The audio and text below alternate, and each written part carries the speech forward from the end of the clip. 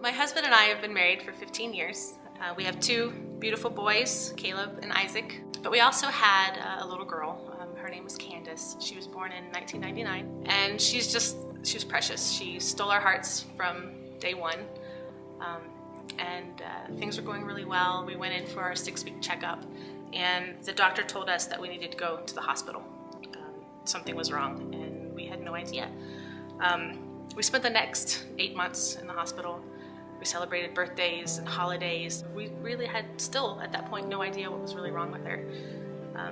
Finally, we were sent to a specialist in Chicago, and he gave us a prognosis that no parent should ever have to hear.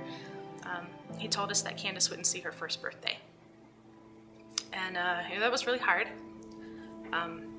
But we thought, maybe he's wrong. We brought her home, and she was eating well, she slept well, she didn't seem to be in any pain. She was smiling and laughing and giggling, and we would play with her, and things were going really well. So we thought, well, for sure he was wrong, and she was gonna be with us for a while. But then one night, that changed. She spiked a temperature and stopped breathing. So we took her to the hospital, and they put her on life supports, and she died 23 days before her first birthday. We were upset, of course, confused and angry, and wondering, what could she have done to suffer like she had? What could we have done to deserve to suffer as we had? But we came to the realization that if we were ever going to see her again, we would have to make some changes in our life. My husband and I both grew up in church, so I knew in my head, that the things I had learned were true, and that the stories in the Bible were real, and they meant something. But it was head knowledge. I hadn't really let it penetrate until this happened with Candace. So I attribute Candace to my faith and to a greater relationship with my husband.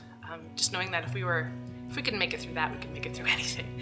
And with the kids, just knowing and realizing that we can't take anything for granted, not a single moment. They're our gift, and we have to treat them as gifts.